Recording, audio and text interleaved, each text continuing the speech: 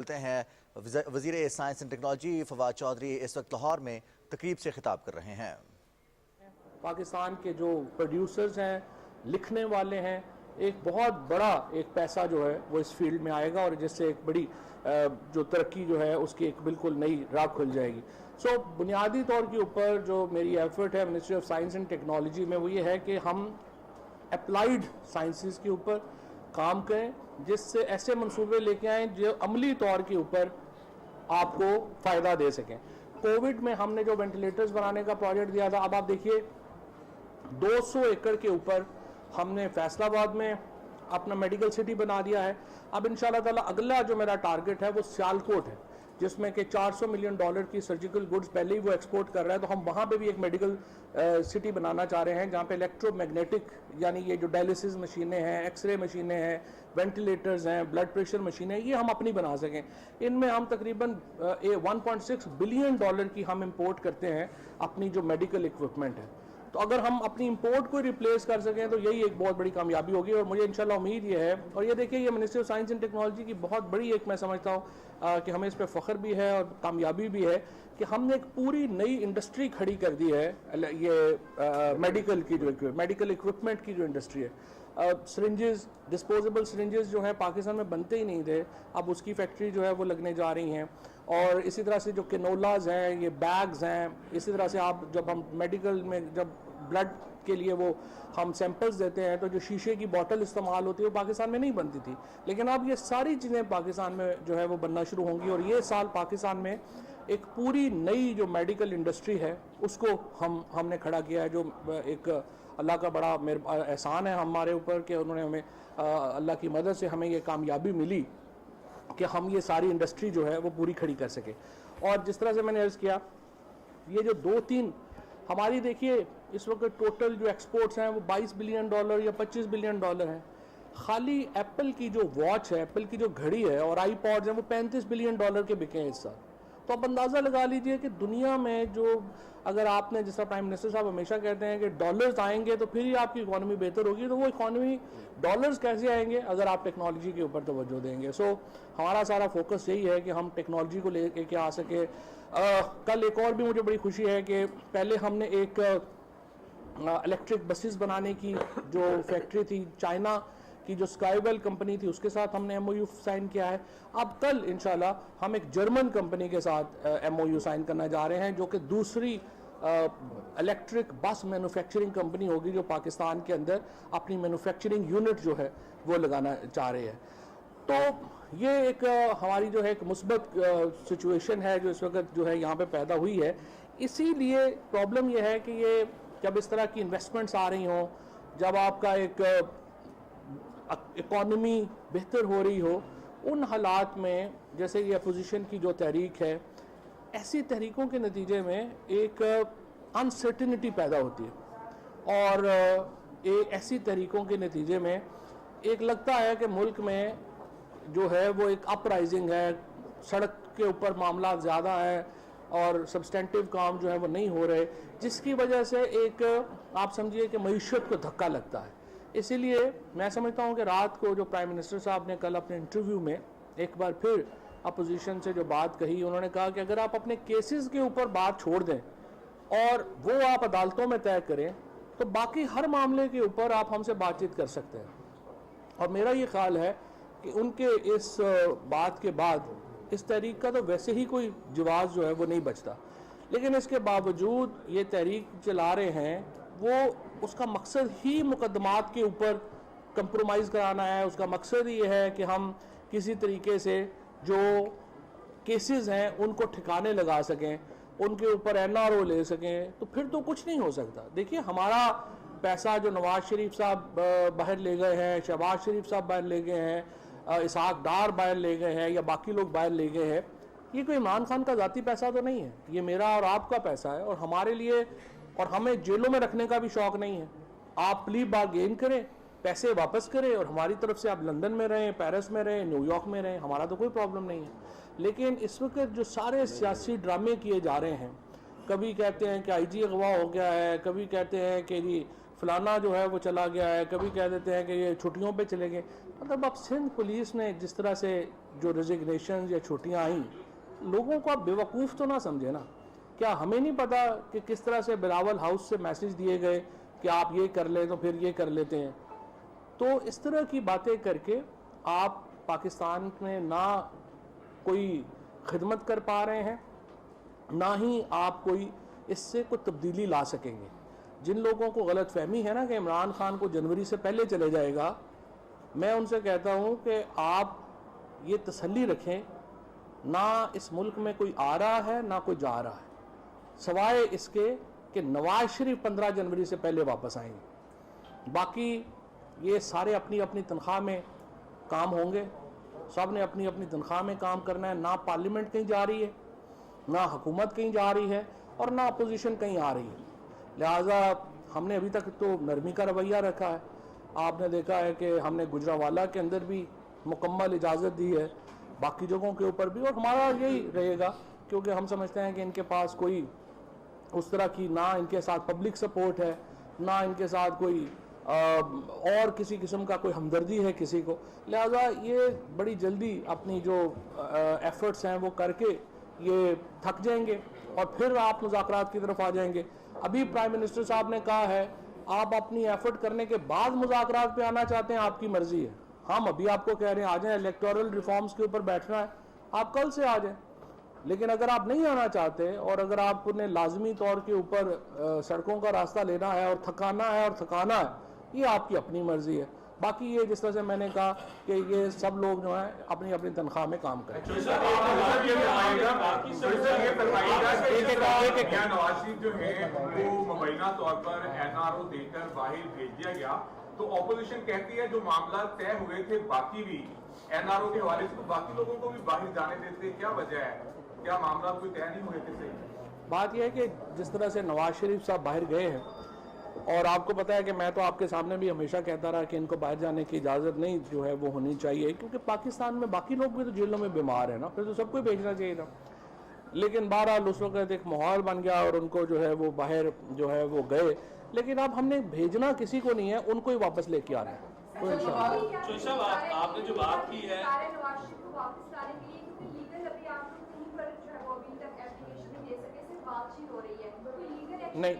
नहीं, मैं आपको तस्हीह कर दूं। 3 दिन पहले हुकूमत पाकिस्तान ने जो बरतानिया की वजारत दाखिला है, वहाँ की होम मिनिस्ट्री कह लीजिए, उनको लेटर लिखा 3 दिन पहले या 4 दिन पहले, और उसमें उन्होंने कहा है कि नवाज शरीफ साहब को डिपोर्ट किया जाए। अब नवाज शरीफ साहब को डिपोर्ट क्यों किया जाए? क्योंकि नवाज शरीफ का UK के अंदर कोई लीगल स्टेटस नहीं है, वो किसी वर्क वीज़े के ऊपर या सिटीजनशिप के ऊपर वो वहाँ पे नहीं है, वो एक विज़िट वीज़े के ऊपर है वहाँ। और वो विज़िट वीज़ा उन्हें तब मिला जब पाकिस्तान में अदालतों ने कहा कि उनको इलाज अपने डॉक्टर से कराने की इजाज़त है और वो चले जाएँ। अब अदालतों ने अपना फ़ैसला रिव्यू कर लिया है, वो वापस नज़र-ए-सानी कर ली है। अदालती नज़र-ए-सानी के बाद नवाज शरीफ साहब के वहाँ पे विज़िट वीज़े पे रहने का कोई जवाज़ नहीं बनता। लिहाजा हम समझते हैं कि UK की हुकूमत खुद भी आजकल UK में बहुत डिबेट है कि जो थर्ड वर्ल्ड के करप्ट लीडर्स हैं वो पैसे लेके लंदन चले जाते हैं और वहाँ पैसा लगाते हैं। लिहाजा UK में ये डिबेट है कि इन लोगों को वापस भेजना चाहिए ताकि लंदन की रेपुटेशन कायम रहे। सो मेरा ख्याल है कि इंशाल्लाह वो आ जाएंगे। आपने बात की पाकिस्तान में सब अच्छा की तरफ जा रहा है और आप हुकूमत ये भी क्लेम करती है कि पाकिस्तान में आज़ादी सहाफ़त भी है, लेकिन क्या वजह है? कभी इस्लामाबाद से सहाफ़ी अगवा होते हैं, कभी लापता होते हैं, फिर सैर करके आ जाते हैं। अब कल कराची में अली इमरान सैयद को लापता हुए में कल से अभी तक उनका कुछ नहीं मालूम। इसके पीछे कौन अनासर है? और साथ साथ इसमें थोड़ा सा ऐड सियासी भी कर लीजिएगा कि नवाज शरीफ साहब कोयटा में कल खिताब करेंगे, क्या उन्हें इजाज़त दे रहे हैं, हुकूमत इजाज़त दे रही है उन्हें खिताब की कि कैमरा दिखाए? हमने तो कहीं पे भी नहीं रोका। पैमरा में नवाज शरीफ का खिताब हमने तो नहीं रोका, हमने तो चलाया था। वो जो पैमरा में लाहौर के वकील हैं अजहर सदीक साहब, उन्होंने हाई कोर्ट और सुप्रीम कोर्ट के फैसले लगाए पैमरा को और कहा कि आप कंटेम्प्ट कर रहे हैं। मैं तो 10 दफ़ा खुद हर जगह कह बैठा हूँ PMLN को कि उनको चाहिए कि वो सुप्रीम कोर्ट जाए और ये फैसला रिवर्स करवा लें। और हम हुकूमत की तरफ से तो कोई पाबंदी नहीं है नवाज शरीफ का खिताब दिखाने पे या न दिखाने पे। दूसरा जो आपने सहाफ़ी की इमरान की बात की, देखें मैं तो खुद आधा सहाफ़ी हूँ और आई स्टैंड बाय जर्नलिस्ट। सवाल ही पैदा नहीं होता कि कोई इस हुकूमत में कुछ सपोर्ट कर दे इस तरह की किसी एक्टिविटी की। हम आज़ादी सहाफ़त के साथ खड़े हैं। हम समझते हैं कि इमरान को कराची से जिस तरीके से अगवा की जिस तरीके की बात आ रही है और अभी तक उनकी फौरी और इमीडिएट रिकवरी होनी चाहिए, और वहाँ पे मुझे उम्मीद यही है कि जो सिंध हुकूमत है वो अपनी ज़िम्मेदारियाँ अदा करेगी और उनको फौरी तौर के ऊपर अगर वो अगवा हुए हैं तो उनको बाजियाब कराया जाएगा और खुदा करे कि खुद घर वापस आए। जिस तरह मियां नवाज शरीफ की तकारीर हो रही हैं और उस पर हुकूमती इदारों को मलूम किया जा रहा है, तो क्या आप ये समझते हैं कि मियां नवाज शरीफ पॉलिटिकल असाइलम की तरफ जा रहे हैं? उनकी कोशिश यही है। नवाज शरीफ बेसिकली पाकिस्तान का, देखिए नवाज शरीफ क्या कर रहे हैं, नवाज शरीफ ये कर रहे हैं कि जो इंडियन नैरेटिव है, हिंदुस्तान का बयानिया है कि पाकिस्तान के अंदर असल में तो देखें जी फ़ौज रूल करती है, सिविलियन वहाँ पे सुप्रीमेसी नहीं है, और ये सारा जो है ये फ़ौज का एक खेल है जो चलाया हुआ है। नवाज शरीफ इसको प्रमोट कर रहे हैं और इससे उनका मकसद दो हैं। एक तो ये कि देखिए नवाज शरीफ के ऊपर इंटरनेशनली दो सवाल होने हैं। पहला सवाल ये है कि उनके जो बड़े बेटे हैं हसन साहब, उनके जो अपार्टमेंट की वैल्यू है वो तकरीबन $1 बिलियन से ज़्यादा है, तो सब, और इसके अलावा बाकी जायदादें उनकी अलग हैं। अब जो नया कानून बना है हमारा यहाँ पे फैटफ का, और यूके उस फैटफ का मेंबर है, उन्होंने उनसे पूछना है हुकूमत पाकिस्तान की दरख्वास्त के ऊपर कि ये पैसा आपके पास कहाँ से आया।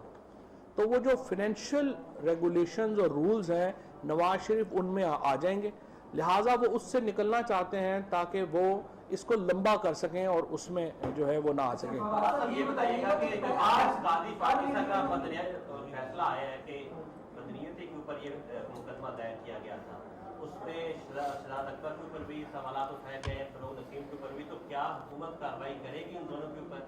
देखिए नहीं, उसमें कोई सवाल नहीं उठाए गए। पहली बात नहीं, वो मिनॉरिटी नहीं, वो मिनॉरिटी जजमेंट है, एक जजमेंट है, मिनॉरिटी जजमेंट है। मेजॉरिटी जजमेंट में कहा गया है कि ये रेफरेंस बदनीति के ऊपर फाइल नहीं किया गया। ये रेफरेंस जो है इसमें लीगल इंटरप्रिटेशन के ऊपर जो है अदालत ने सवाल उठाए।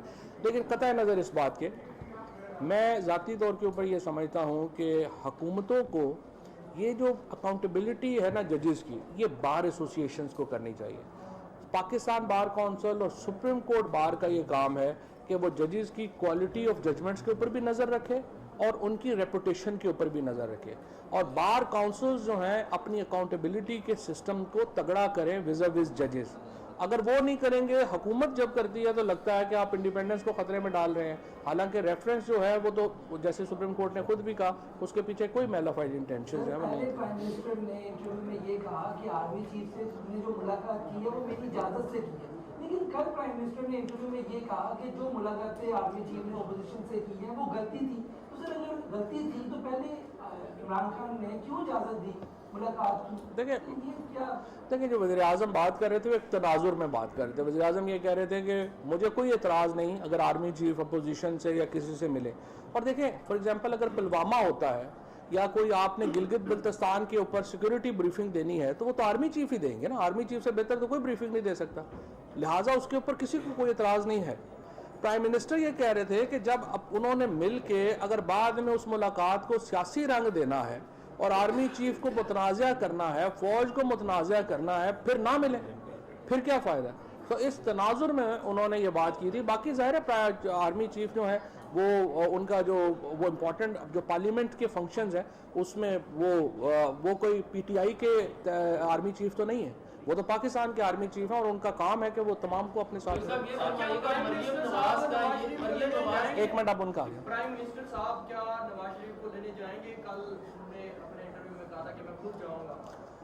वो तो उन्होंने कमिटमेंट का इजहार किया, अगर जाना पड़ा तो मैं खुद जाऊंगा, लेकिन मुझे ये लगता है बरतानवी कवानीन को और इस वक्त जो बहस बरतानिया में लंदन में चल रही है उनको जरूरत नहीं पड़ेगी जाने की, नवाज शरीफ को खुद ही वापस भेज देंगे।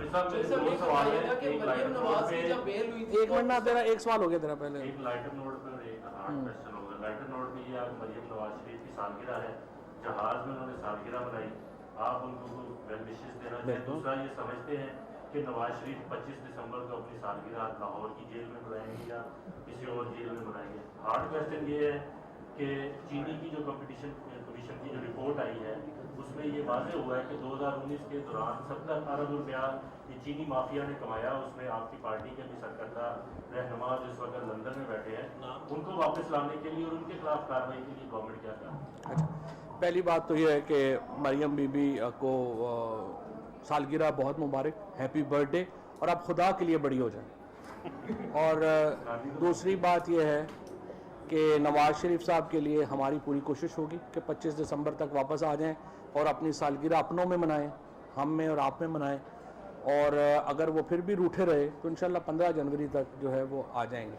दूसरी बात जो आपने कही कि चीनी का, देखिए ये जो सारे फैक्ट्स हैं ये कैसे सामने आए हैं।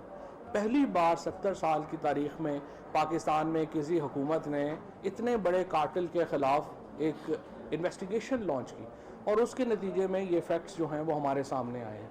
अब जो कंपटीशन कमीशन ऑफ पाकिस्तान है, FIA है, उनको ये केस सौंप दिया है, ये उनको जिम्मेदारियां भी दे दी हैं और इंशाल्लाह ताला वो जो भी कार्रवाई करेंगे हुकूमत उन्हें पूरा सपोर्ट करेगी। साहब ये बताइएगा कि मरियम नवाज की जब बेल हुई थी तो वो subject to look after her father चले गए लूना में। अब मरियम नवाज जो है वो बरमला कह रही है हुकूमत को कि अगर गिरफ्तार करना है तो मुझे करो, तो वो तो पहले से ही बेल पे हैं, तो उनको बेल पे उनके खिलाफ ना जाना कोई डील है या ढील है? हम नवाज शरीफ को भी गिरफ्तार नहीं करना चाहते, हम मरियम को भी नहीं करना चाहते, हम शहबाज शरीफ साहब को भी नहीं करना चाहते, हम सिर्फ कहते हैं हमारे पैसे वापस करो भाई। ये आप सिंपल प्ली बार्गेन में जाएं और पाकिस्तान, ये पैसे पाकिस्तान के लोगों के, मुझे आप बताइए ना, हसन नवाज शरीफ को कितना बड़ा जीनियस है जो $1 बिलियन के अपार्टमेंट में वहां पे रह रहे हैं, जो दुनिया के कोई और जो अपना बड़े बड़े अमीर लोग हैं वो नहीं रह रहे। हसन नवाज शरीफ या हुसैन नवाज शरीफ जो हैं, इनके पास क्या गिदड़ सिंगी है कि अभी ये बेचारों का जब शनाख्ती कार्ड नहीं बना था उससे पहले ये बिलियनर हो गए थे। तो इतना बेवकूफ़ तो ना समझे पाकिस्तान के लोगों को। और दोबारा मैं ये कहूँगा, ये लड़ाई हमारी उतनी है उनसे जितनी आपकी उनसे है या किसी भी पाकिस्तानी की उनसे। सिंपल बात है, आपने पैसे वापस करने हैं, प्ली बार्गेन करें, हमारी भी जान छोड़ें और कौम की जान भी छोड़ें।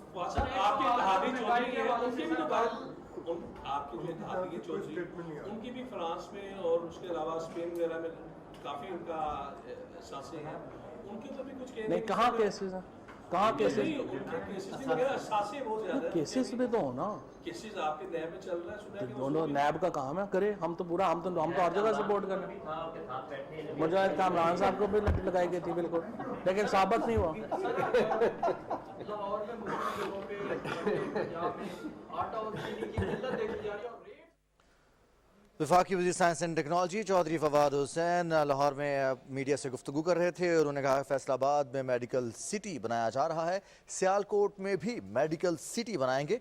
मेडिकल के आलात, मेडिकल की मसनूआत पाकिस्तान भारी ज़र मुबादला से दरामद करता था, अब पाकिस्तान कोरोना से हिफाजती सामान बरामद करने के काबिल हो जाएगा।